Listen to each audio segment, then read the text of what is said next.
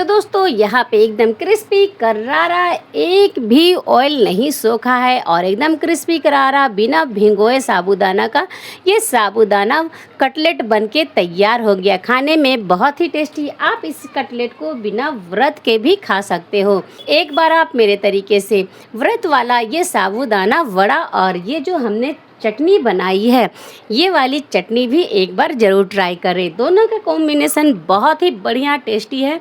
और पसंद आए दोस्तों तो लाइक शेयर सब्सक्राइब करें। तो चलते हैं इस रेसिपी को बनाने के लिए। तो सबसे पहले यहाँ मैं साबूदाना को भिगो लूँगी। तो उसके लिए यहाँ पे मैंने बिल्कुल छोटे वाले नहीं, मीडियम साइज वाले जो होते हैं छोटे दाने वाले, वो वाले साबूदाने ले लिए हैं। तो इसे हम 1 कप ले लेंगे।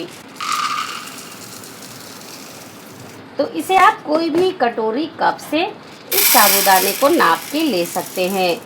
साबूदाने को हम 2-3 बार पानी से अच्छी तरह से धो लेंगे।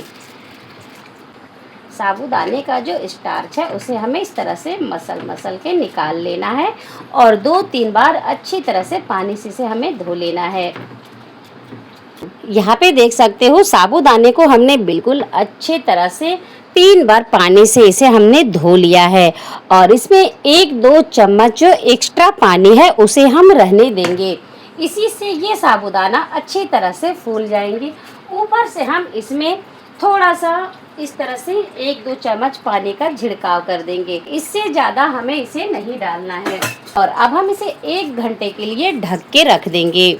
अब हम इस कटलेट को खाने के लिए इसका हम एक टेस्टी सा चटनी बना के तैयार कर लेते हैं। सबसे पहले व्रत के नाश्ता के साथ खाने के लिए एक चटपटी सी चटनी तैयार कर लेते हैं, वो भी बहुत ही टेस्टी। तो यहाँ पे मैंने मिक्सर का जार ले लिया है। जार में डालेंगे 2 हरी मिर्च। तो मिर्च को हमें इस तरह से तोड़ के डाल देना है। तो 1 छोटा टुकड़ा अदरक लिया है। अदरक को हम भी इस तरह से काट के डाल देंगे।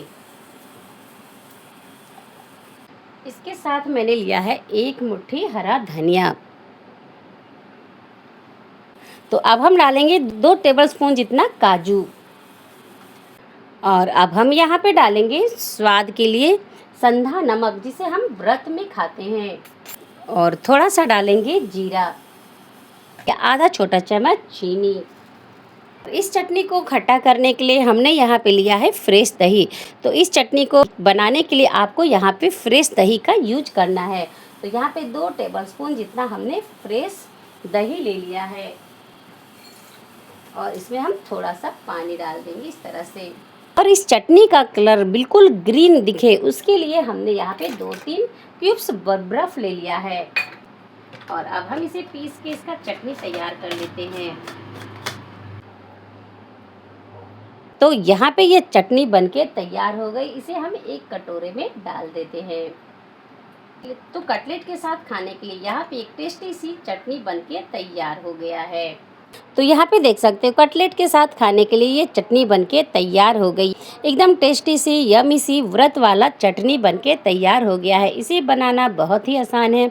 आप जब भी कोई व्रत करे या ना भी करे तो आप इस चटनी को बना के खा सकते हैं। बिना लहसुन की ये चटनी बहुत ही टेस्टी लगता है और ये व्रत के लिए परफेक्ट चटनी बनके तैयार हो गया है। तो यहाँ पे चटनी बनके तैयार हो गया है। इसे अब हम साइड में रखते हैं और जो कटलेट हम बनाएंगे उसको चेक कर लेते हैं। तो यहाँ पे हमने साबूदाना को 1 घंटे के लिए भिगोने के लिए रख दिया था। तो देख सकते हैं दोस्तों इसमें से एक भी पानी नहीं गिर रहा है। इसमें 2-3 चम्मच था तो ये अच्छी तरह से एब्जॉर्ब हो गया है। तो यहाँ पे देख सकते हैं बिल्कुल अच्छी तरह से ये फूल गया है। इस तरीके से आप फुला के इसका बहुत ही बढ़िया खिचड़ी बना के तैयार कर सकते हो। ये खिचड़ी बनाने के लिए भी परफेक्ट है, एक एक दाना खिला हुआ।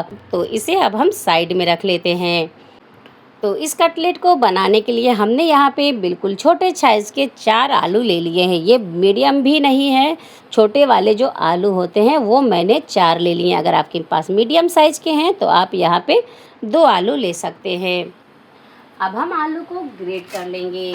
तो इस तरह से आलू को ग्रेट कर लेना है। तो यहाँ पे मैंने आलू को ग्रेट कर लिया है। अब हम साबूदाना को ले लेंगे और इसमें डाल देंगे ये ग्रेट किया हुआ आलू को। और हमने यहाँ पे मूंगफली को भून के उसका सारा छिलका निकाल के इस तरह से ले लिया है। आप चाहे तो बिना छिलका निकाले भी मूंगफली को ले सकते हो। तो इसमें भुना हुआ मूंगफली क्रश डाल देंगे और अब हम इसमें डाल देंगे बारीक कटा हुआ 1 चम्मच मिर्ची। तो आप यहाँ पे तीखा अपने पसंद के कम ज़्यादा कर सकते हो। बारीक कटा हुआ आधा छोटा चम्मच अदरक और मैंने यहाँ पे फ्रेश काली मिर्च को इस तरह से कूट के ले लिया है। इसका फ्लेवर इसमें बहुत ही बढ़िया आता है। और इसमें डालेंगे ढेर सारा हरा धनिया और लास्ट में डाल देंगे इसमें हम स्वाद अनुसार सेंधा नमक। तो ये व्रत के लिए बन रहा है तो इसमें हम सेंधा नमक डालेंगे। अगर व्रत के लिए नहीं बना रहे तो आप इसमें नॉर्मल नमक भी डाल सकते हो। और टेस्ट को चटपटा करने के लिए यहाँ हम डालेंगे 1 छोटा चम्मच अमचूर का पाउडर। अब हम सभी चीज़ों को अच्छी तरह से मिक्स कर लेते हैं। तो यहाँ पे हमने सभी चीज़ों को मिक्स करके तैयार कर लिया है। अब हम इसके लिए एक फिलिंग तैयार करेंगे। तो अब हम फिलिंग तैयार करेंगे। उसके लिए हमने यहाँ पे लिया है बारीक कटी हुई हरी मिर्च और अदरक जो बच गया था थोड़ा थोड़ा, सारे हम 1-1 चम्मच है ये सब डाल देंगे और हरा धनिया। तो यहाँ पे मैं 2 टेबलस्पून जितना किशमिश लूँगी, 1 टेबलस्पून जितना नारियल का बुरादा। तो यहाँ पे मैं थोड़े से काजू को इस तरह से कूट ली हूँ, थोड़ा सा काली मिर्च पाउडर, थोड़ा सा नमक, बहुत ज़्यादा नहीं बस थोड़ा सा। तो ये हमने सेंधा नमक लिया है और चाट मसाला। और इसे बाइंडिंग देने के लिए हमने यहाँ पे एक छोटा सा बिल्कुल आलू ले लिया है। अब सभी चीज़ों को हम इसमें अच्छी तरह से मिक्स कर देंगे। तो यहाँ पे देख सकते हो दोस्तों, कटलेट के लिए फिलिंग तैयार हो गया है। तो यहाँ पे मैंने इसे आटे की तरह इस तरह से गूँथ लिया था। तो एक एक दाना यहाँ पे साबूदाने के साबुत दिख रहे हैं। तो ये बड़ा एकदम क्रिस्पी बनके तैयार होगा। तो अब हम आपको इस तरह से फिलिंग को तोड़ के बनाते हैं। पहले इस तरह से हाथों में ऑयल को ले लेना है, उसके बाद यहाँ से इस तरह से साबूदाना तोड़ देना है। साबूदाना का इस तरह से नींबू का शेप का ले लेना है बॉल। अगर आप प्लेन बनाना चाहते हो, कोई भी फिलिंग नहीं, तो इसे इस तरह से चपटा करके आप साबूदाना के वड़े बनाएं। तो इसे आप बहुत ज़्यादा मोटे ना बनाएं, इस तरह से ना मोटे ना बहुत ज़्यादा पतला, इस तरह से आप सारे को बना के फ्राई कर सकते हो। तो इसे हमें फिलिंग डाल के बनाना है। तो इसे हम इस तरह से चपटा कर लेंगे। तो हथेली में रख के इस तरह से इसे हम फैलाएंगे और इसमें हम थोड़ी सी इस तरह से फिलिंग भर देंगे। फिलिंग भरने के बाद इसे हम इस तरह से चारों तरफ से उठा के बंद कर देंगे। तो इस तरह से लड्डू के जैसे बॉल, तो इस तरह से बॉल के जैसे बना लेंगे और इसके अंदर बॉल चला गया। आप चाहे तो इसे फ्राई करके बना या फिर इसे आप अप्पे पैन में भी बना सकते हो कम ऑयल में। अब हम इसे इस तरह से चपटा करेंगे।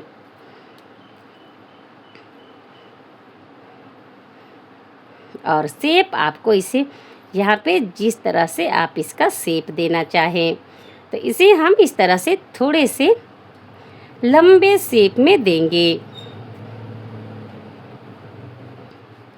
तो यहाँ पे मैंने वड़े का इस तरह से लंबे शेप दिया है। तो इसी तरह से हम सारे कटलेट को बना के तैयार करेंगे।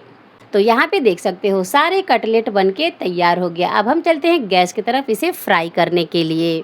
तो यहाँ पे देख सकते हो ऑयल को मैंने पहले से गर्म होने के लिए रख दिया था। ना तो ये बहुत ज़्यादा गर्म है, अगर बहुत ज़्यादा गर्म रहेगा तो ऊपर से पक जाएगा, अंदर से ये बिल्कुल कच्चा रह जाएगा। अब हम एक एक करके इसमें वड़े को डालेंगे। तो यहाँ पे देख सकते हो ये ऑयल बहुत ज़्यादा गर्म नहीं है, तो इसमें जितना एडजस्ट होगा हम उतना ही यहाँ पे कटलेट को डालेंगे। पलटने के लिए भी जगह होनी चाहिए अच्छी तरह से। तो ये बहुत ज़्यादा गर्म नहीं है, मीडियम में रखा है। इसी तरह से आपको रखना है, मीडियम से थोड़ा सा कम मैंने इसे रखा है। और अब हम इसे बिल्कुल क्रिस्पी करारा होने तक फ्राई करेंगे। तो कटलेट को डालते के साथ बिल्कुल भी टच नहीं करना है, नहीं तो ये कटलेट टूट भी जाएगा। जब नीचे से हल्का गोल्डन कलर का हो जाएगा तो ये इसे छुड़ाने में बिल्कुल आसानी हो जाएगी, ये तुरंत ही अपने आप ही पलट जाएगा। तो अब हम एक कटलेट को तो यहाँ पे देख सकते हो, तो ये नीचे से गोल्डन हो गया, तो ये इसे पलटने में बिल्कुल आसानी हो गया।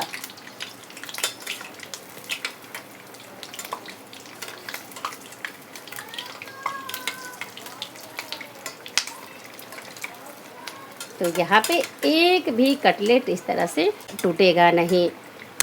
तो इसे हम बिल्कुल करारा क्रिस्पी होने तक सेक लेंगे और एक एक दाने क्रिस्पी बनेंगे। इस कटलेट का एक एक दाना क्रिस्पी होगा और ये खाने में बहुत ही टेस्टी लगेगा। तो इस तरह से आप ट्राई कर सकते हैं व्रत में। बिना व्रत के भी ये खाने में बहुत टेस्टी लगता है, तो आप इसे बिना व्रत के भी बना के खा सकते हो। तो यहाँ पे देख सकते हैं ये एकदम क्रिस्पी करारा फ्राई हो चुका है और अब हम इसे निकाल लेंगे। तो इस तरह से एकदम क्रिस्पी करारा होने तक फ्राई करें। जिस तरह से मैंने आपको बताया है उसी तरह से इसे फ्राई करना, तो इसे बिल्कुल लो में फ्राई करें और ना ही इसे आप हाई पे फ्राई करें। ऑयल यहाँ पे एक भी एब्जॉर्ब नहीं किया है और एक एक दाना क्रिस्पी फ्राई हुआ है। तो इसी तरह से हम बाकी का भी फ्राई कर लेते हैं। तो दोस्तों यहाँ पे एकदम क्रिस्पी करारा, एक भी ऑयल नहीं सोखा है और एकदम क्रिस्पी करारा बिना भिगोए साबूदाना का ये साबूदाना कटलेट बनके तैयार हो गया। खाने में बहुत ही टेस्टी। आप इस कटलेट को बिना व्रत के भी खा सकते हो। यहाँ पे मैं आज इसकी आवाज़ सुनाती हूँ, तो यहाँ पे सुन सकते हो। इसे बनाए हुए कुछ देर हो गया है, फिर भी ये कटलेट एकदम क्रिस्पी करारा है। तो एक बार आप मेरे तरीके से इस कटलेट को ज़रूर बना के ट्राई करें। सभी को ये बहुत ही पसंद आएगा, इतना पसंद आएगा कि इसे आप बिना व्रत के भी बार बार बना के खाएंगे और ऑयल कहीं से भी नहीं सूखा है। एक बार आप मेरे तरीके से व्रत वाला ये साबूदाना वड़ा और ये जो हमने चटनी बनाई है, ये वाली चटनी भी एक बार ज़रूर ट्राई करें। दोनों का कॉम्बिनेशन बहुत ही बढ़िया टेस्टी है और पसंद आए दोस्तों तो लाइक शेयर सब्सक्राइब करें। इसी तरह मैं आपके लिए नई नई रेसिपी लेके आते रहूँगी। तब तक के लिए बाय बाय।